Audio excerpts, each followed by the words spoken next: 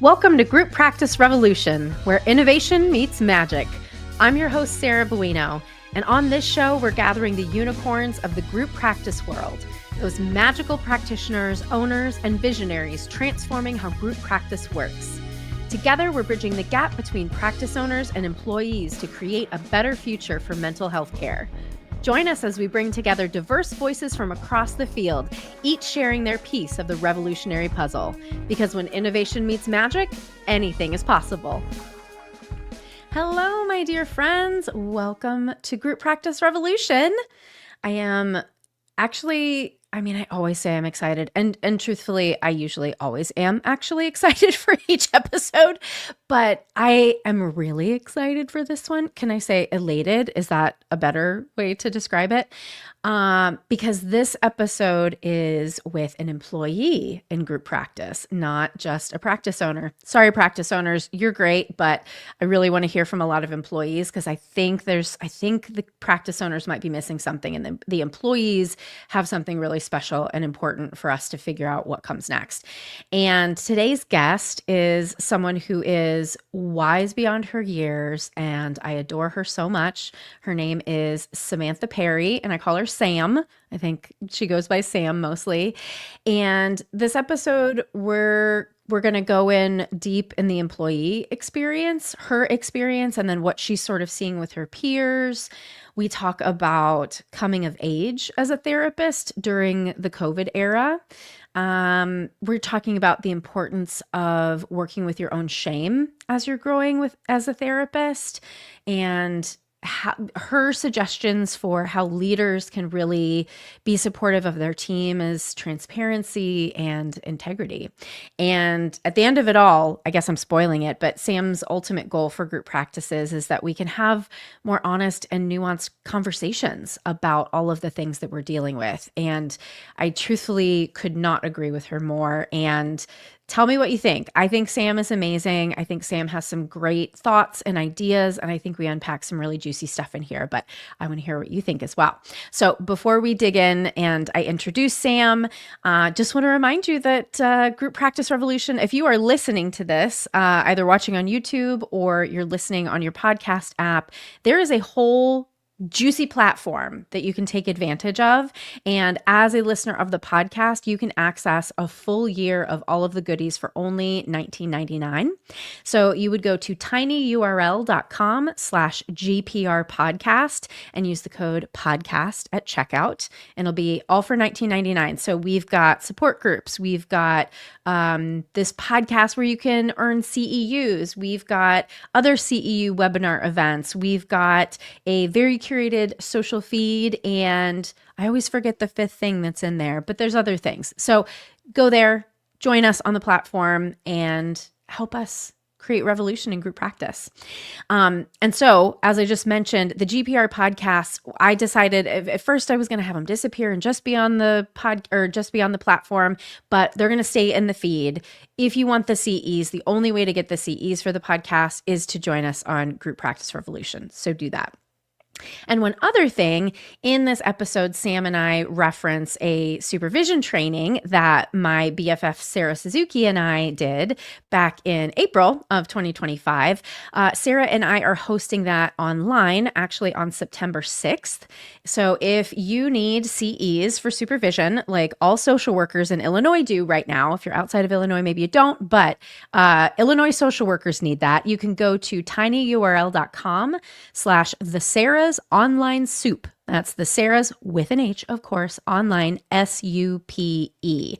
And it's called Bridging Heart and Practice. And we would be so delighted to have you. We think it's a pretty good training. So come hang out with us.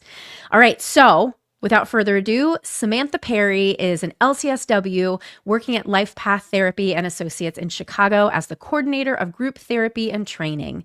She is a certified NARM therapist and loves supporting folks who want to build their capacity for connecting to themselves and others, create a new relationship to their body, or develop freedom and flexibility around their experiences of shame. She specializes in working with folks healing from religious and complex trauma. And when she's not learning or working, you can find her quilting, singing, dancing, or writing, where she's learning to embrace her own perfectionist parts. So please enjoy this amazing interview with the wonderful Sam Perry.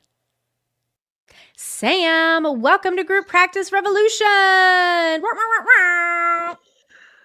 Love the little bullhorn. I'm so excited to be here, Sarah.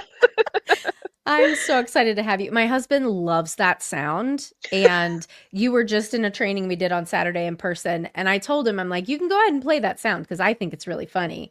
And he didn't do it until the very end, but nobody could hear it. It's, yeah, that. We need more excitement in our lives, some more like background noises. I know, right? Yeah. Just to anything to get through this hellscape that is now reality. Yes.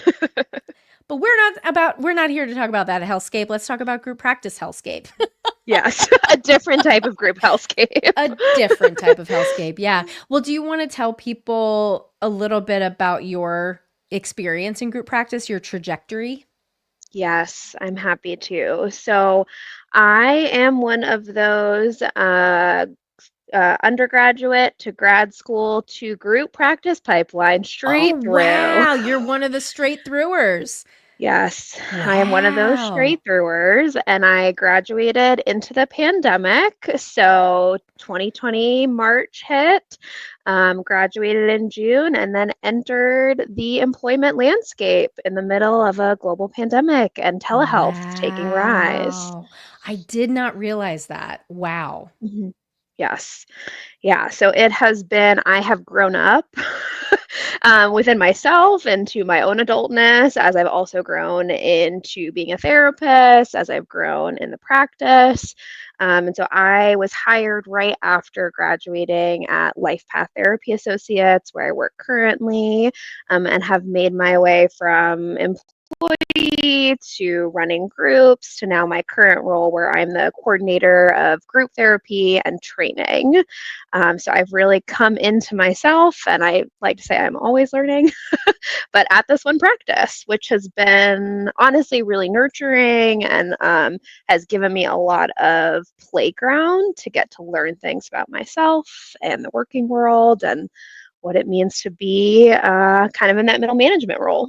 Yeah, and I have even more questions now. I know that you went all the way straight through, but where did you go to school? I'm curious. I went to the University of Chicago, what used to be the School of Social Service Administration before it became Crown. Now it's Crown, right? Um, Mm-hmm. yes, and very interesting institution to learn how to be a social worker in, and I'm very grateful for my professors who, from the first day, kind of gave us the rundown of power structures in the university and who we Mm-hmm. needed to work around and learn from. So yeah. Mm-hmm. Yeah, okay. So let's talk from the perspective of just being a young therapist, right? I don't know how old you are, but we're talking like young chronologically in the therapy field Yes. because yeah, you're like five years old as a therapist out of grad Mhm. school. I mean, I know you can't compare to what it would have been like if you graduated when there wasn't a pandemic going on, but like, what do you sort of make out of what that experience was like? Mhm. What did you feel like you Yeah. missed, maybe? I don't know. Yeah, I think hmm, I just want to sit with that for a second. I don't know necessarily what I may have exactly missed, but what I do know is that I was navigating like social isolation, the changing social political context, the uncertainty of a pandemic, misinformation, all alongside my clients and like learning how to accompany people in the midst of uncertainty in a time period where I was also experiencing uncertainty, trauma, like navigating what it meant to be a human in uncertain times. And really, I remember my clinical practicum supervisor giving me the analogy when we had to move everything online to telehealth, like you've entered into a different stage of being a therapist now, like you are Mhm. now in the water with your client in a way that you Yeah. weren't before, where they were in the water and you maybe felt like you were in the boat, kind of like rowing alongside them. Now you are in the water with them, and we're all scrambling to put on our life jackets.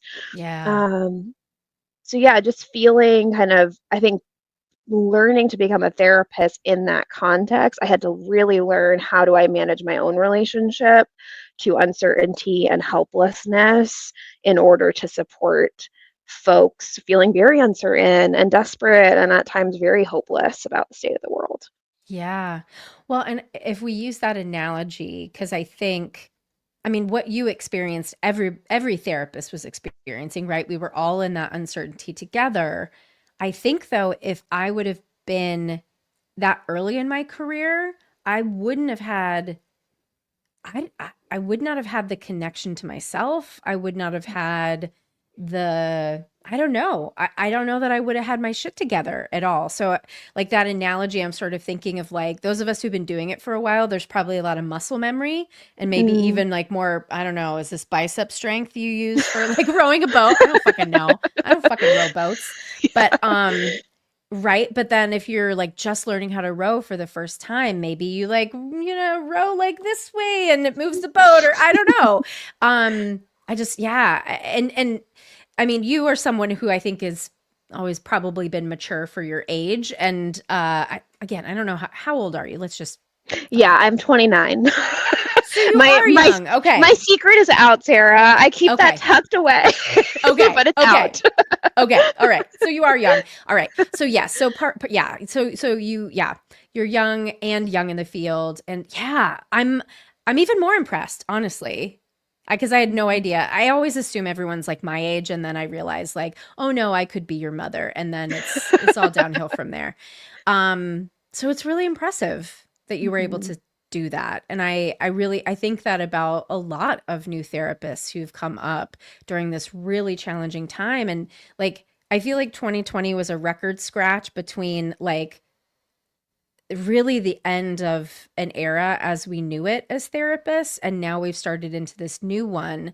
And I think we are Mm. still continuing to evolve and don't yet know what it means to be a therapist at a time like this when everything is Mm. in such turmoil. Yes. Yeah. Yeah, I completely agree. I mean, like the way that the last few months have felt feels very reminiscent of 2020, but Hmm. even more amplified. Yep. Um, and I joke about my age being a secret.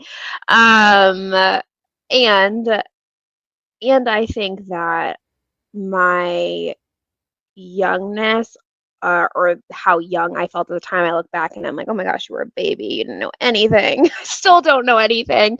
But I think at the time, I also was willing to try a lot of things. I had like that learner's mindset of like, Yeah. I.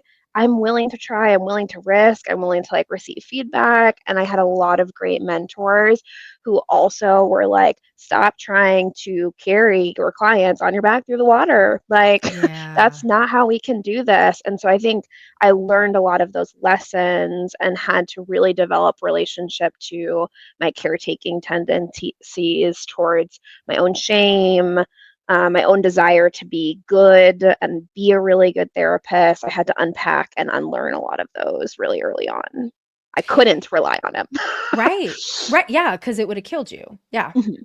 Well, and because this is a question that I have. I mean, we joked about this at the training on Saturday that like I run into my own healing, like a moth to a flame. And most people don't seem to be like that. But I'm always curious, like, I know what it is for me. What is it for you that made you want to, because you had to seek your own healing in order to do that. And taking in feedback is so vulnerable, allowing Mm, yourself to be open to that. And that might be one piece of the challenging group practice that I'm seeing right now with some young therapists, yeah. who are your contemporaries, is that taking in feedback can be a struggle for many reasons. Like that is more than one question, but like what do you want to take that from there? hmm Yeah, I am also one that like I'm like, let's go towards the healing. Let's go let's go to those deep dark places.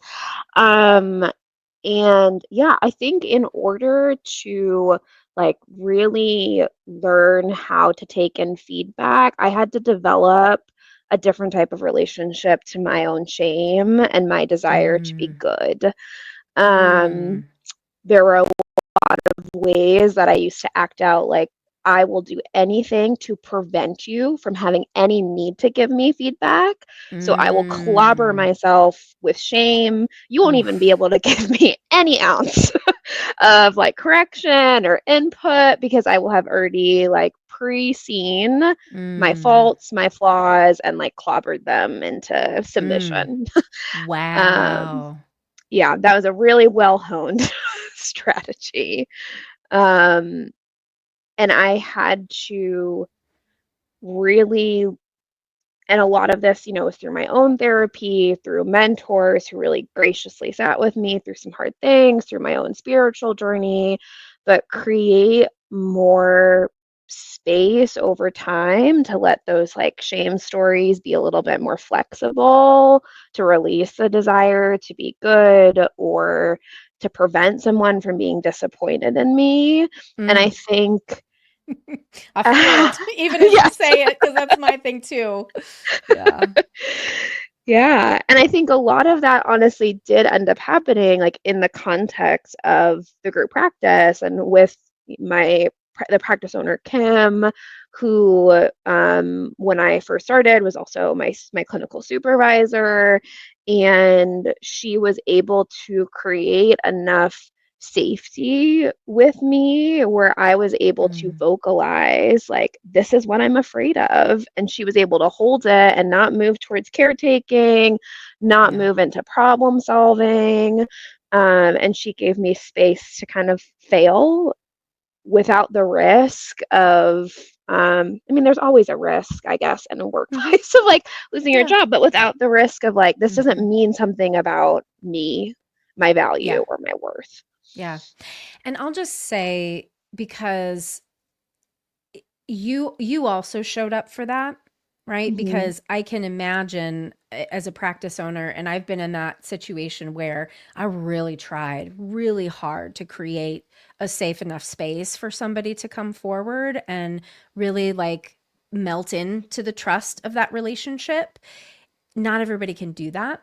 So Mm, I'll just say that that is something that is probably, I don't know, special is probably not the right word, but something that's important for you to take ownership of and have yeah. agency around. Like, yeah, I was able to receive the safety that Kim was trying to give me. Mm, yeah. Yeah, I will take that, Sarah. I can take agency over Yeah. that. Like I was Right. able to receive it and I was able to show up and be Yep. vulnerable, like to risk being vulnerable Yeah. for the sake of growth and for the sake of being more connected to myself, more connected to my clients, more connected to this work. Hmm. Um, yeah. Well, and that brings up another thing. I was kind of musing with somebody the other day about why it is that, from the old people over here, Gen X, we sometimes look at the younger generation and like wonder, why are they trying so hard to prove competence? Why is it Mm, that it's definitely not all, but there's a good contingent of young folks right now that don't think that they have anything to learn from the older folks, that, our mm, time has passed and we should pass the torch and yeah. everything. Um, why do you think that is? Like, I know that's not you, but when you see, I'm sure that you see some of your peers showing up that way. Like, why? What is that? Mm, Is there something with social media? Like, what? Help me yeah. understand. Young splain Yeah. to me. Let me young explain to you, Sarah. Let me use my power. Yes. I think two things come to mind for me. One, yes, is like the rise of social media, like the TikTokification of therapy, this idea that we are being like kind of always perceived by others, our practice is always being perceived Mm. by others.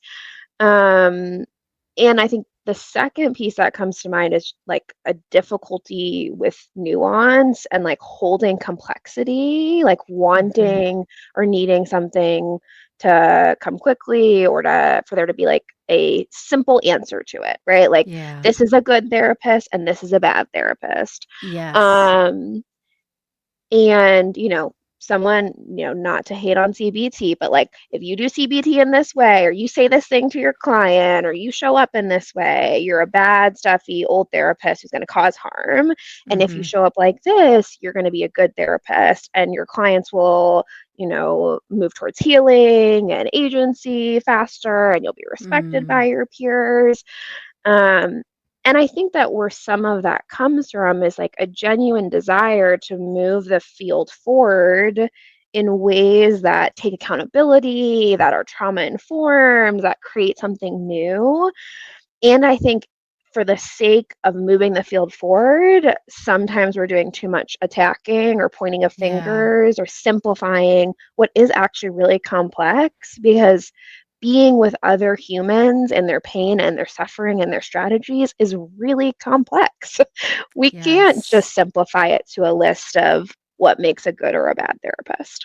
Yes. Well, and that's a really good segue into just the group practice space in general, because this is one of the things that I work with my consulting clients on the most is like, how do we bridge this gap when Mm, somebody has decided, like one of our employees has decided that you're just the man, you are mm, just trying to exploit me and take half of my money away, and there is no safety here, mm, so yeah, what are you seeing around that? And like, I guess, what advice would you give practice owners for how mm, to work with that?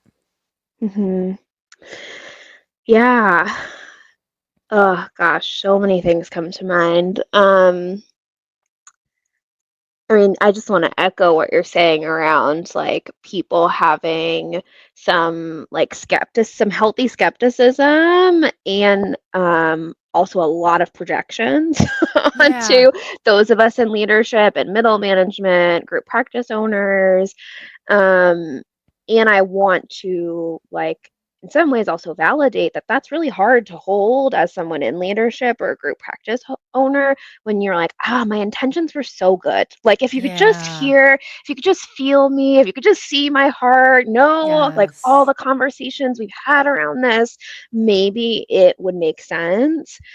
And I think my advice for practice owners, or at least what's been helpful for me, or, not as a practice owner, or what I've seen Kim do, is like dropping some of the story or the need for folks to understand or get you.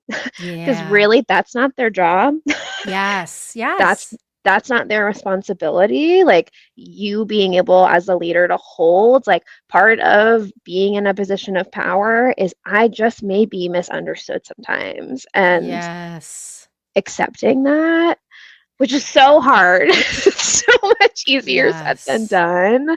Yeah. Um Yeah, but just accepting that, and I think where possible, like, pull back some of the curtain, like, also allowing people to see your humanity, to see some of the, like, the numbers that are behind the scenes that are informing the choices, to pull back the curtain, not to justify or to, like, Right. make people get it, but to Right. give them actually a chance and to trust them, like, I will share this with them, and then they will come to their own conclusions about this. But Hmm.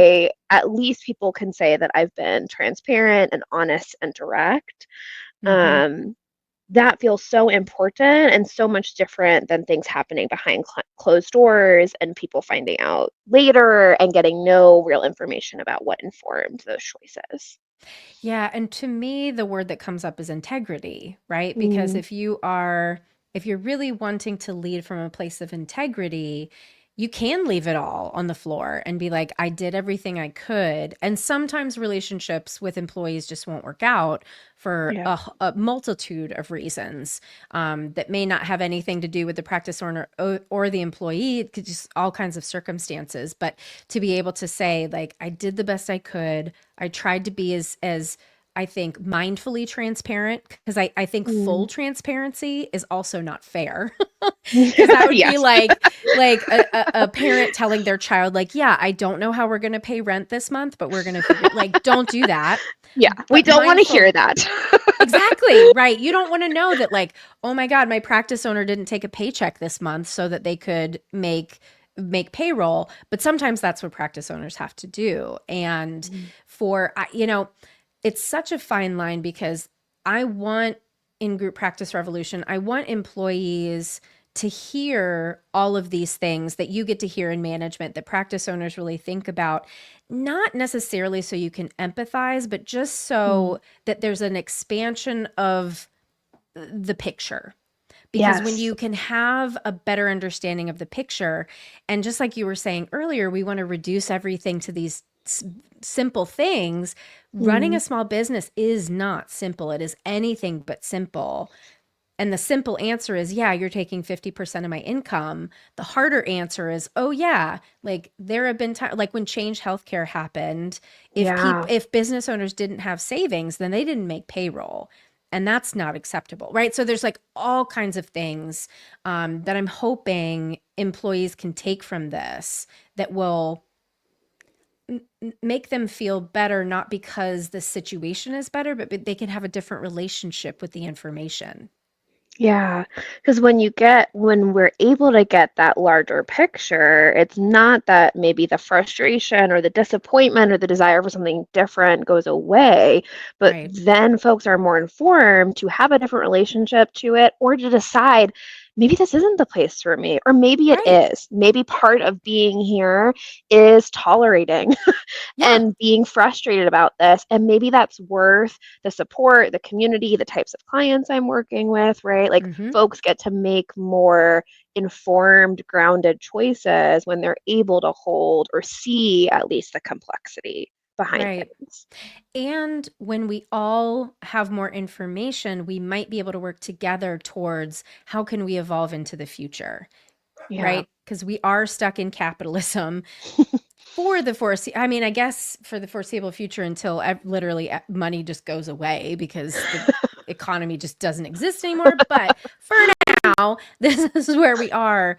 But there have to be ways around this. I'm not smart enough to know what those are, but I think every one of us has a little piece of the puzzle that helps us figure out how to get there. Mm, yeah. Samantha Yeah. says yes. Yes to that. A hearty cheer. Ugh.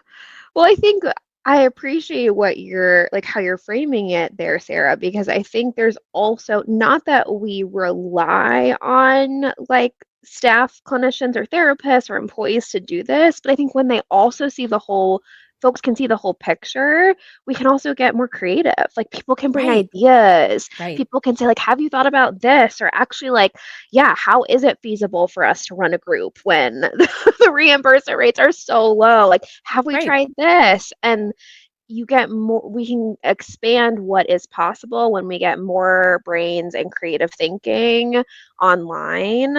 And we can't do that if it's just a group of people behind closed doors holding all the complexity themselves because they feel like I can't trust other folks to hold this or I'm scared of what is going to happen if they see it. Right, right, exactly. Yeah, well, in your experience from stepping from employee into group runner, that's not the term, but whatever, you were running groups, and then into a management position, how has your view expanded? Like, what shifted inside of you as you got more responsibility and started to see a little bit more of the picture? hmm One thing I've thought to myself is I never want to own group practice. Holla. Mm-hmm. I say that fairly frequently. Honestly, I felt like as I've seen more of the behind the scenes and the complexity, like I felt a softening in myself Mm, around things that I had felt frustrated or like maybe even anger or annoyance about. Not that those mm, feelings have gone away, but I think there's been like more space created around them. mm. Um, yeah, I mean, it just feels so fucking hard to run a business. a group practice these days. So sorry, I got distracted right there. I'm going to pause for a Well, moment. my husband just came home and I didn't realize that that was happening. So it's that they'll edit this out. Don't worry. Yeah, sorry. The dog ran up and I'm like, what's happening? Oh, is someone breaking in? No, it's just my husband. We're good. No fight or flight needed right now. Yeah. Yeah. Yeah. Well, I love like, and that's my hope, right? And one of the things that I'm offering in Group Practice Revolution is mixed support groups between Mm, owners and employees, because I don't think often, I think this is probably pretty unique for your situation. Oftentimes, the softening is not going to come from people seeing it in their own practice, but it'll come mm, from seeing somebody else have an experience that's yeah. different, right? Or they may hear, one practice owner may say the same thing their practice owner has said over and over again, but it just takes it coming from another person. It's just like, I, I'm always right with my husband, and it won't be until somebody else fucking says the thing, and I'm like, I've been saying this for years and now you get it. It's the same thing, right? You get too close and too like there's too much stakes between Yeah. you and who's paying your paycheck and whatnot. Mm. That makes it harder to allow yourself to soften. Yes. And that was one of the things that I really appreciated, being in your authentic leadership group, Sarah, was like getting to hear from other people who were in middle management or who were practice owners Mm-hmm. and being like, oh, it's not just us. And it's not Mm-hmm. just Kim and it's not just our leadership. Like, Right.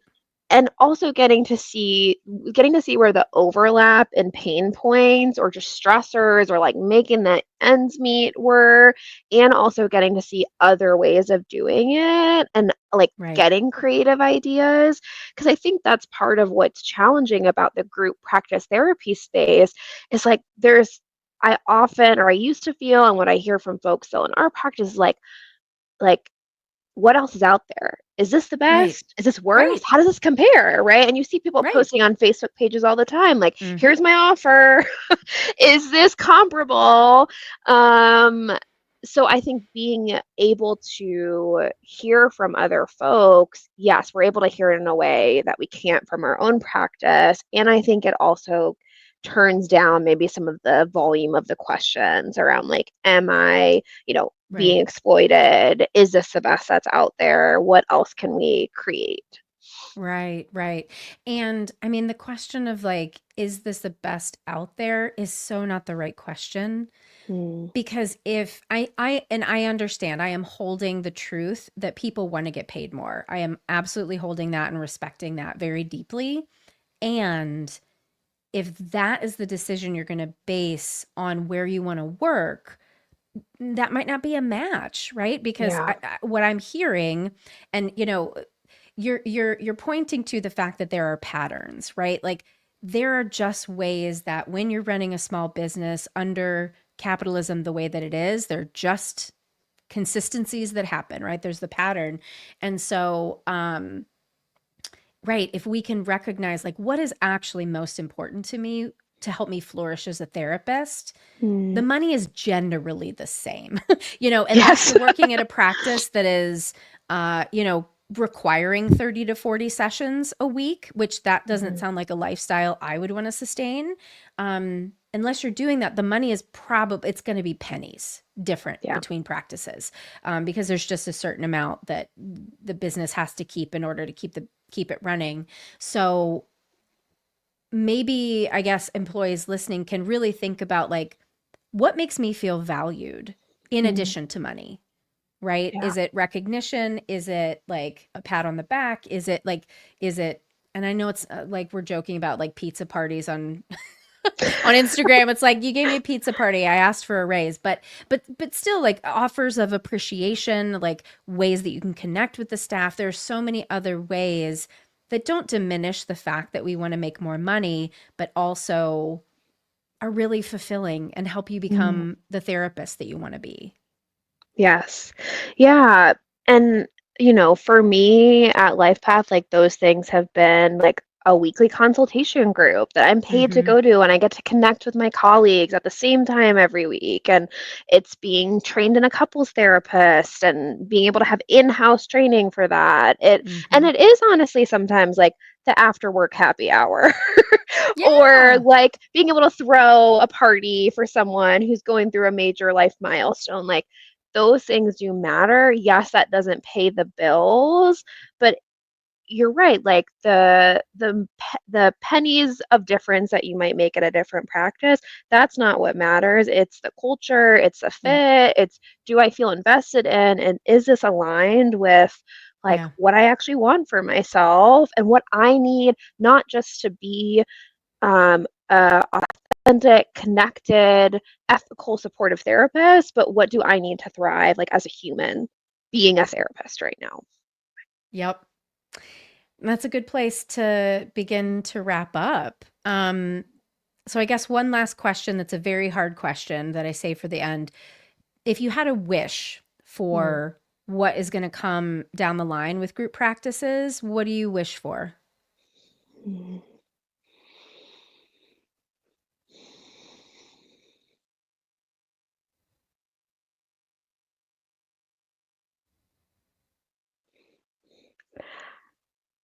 What I hope for group practices down the line is that we can make space to have the tough, honest, spacious conversations where leadership can show up with humbleness, authenticity, groundedness in themselves, Mhm. where folks can also show up with curiosity, staff can show up for curiosity, and I hope for us to like just have more spaces to have fun and to talk about like what's hard about being a therapist in these times, right? Like Yeah.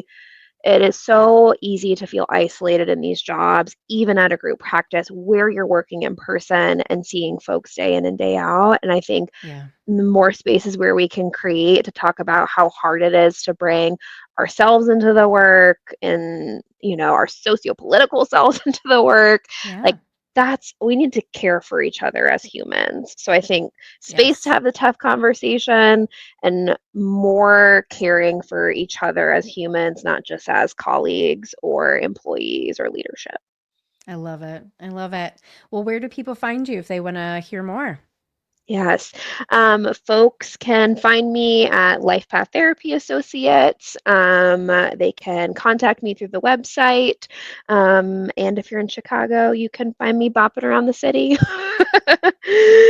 Sewing, swimming, quilting, all of the above. But it was lovely to be here with you, Sarah. Oh my gosh. This is so amazing. Thank you so much, Sam. My life is better with you in it. Oh, I feel the same way. I'm so grateful to have met you. Thanks so much for watching Group Practice Revolution. To learn more about today's guest, you can visit us at www.grouppracticerevolution.com. Thanks so much to the team at Jules Creative Marketing for video editing, to Jordy Matthews for our incredible logo on the album art, and to David Ben Porat for our theme music. Until next time, bye-bye.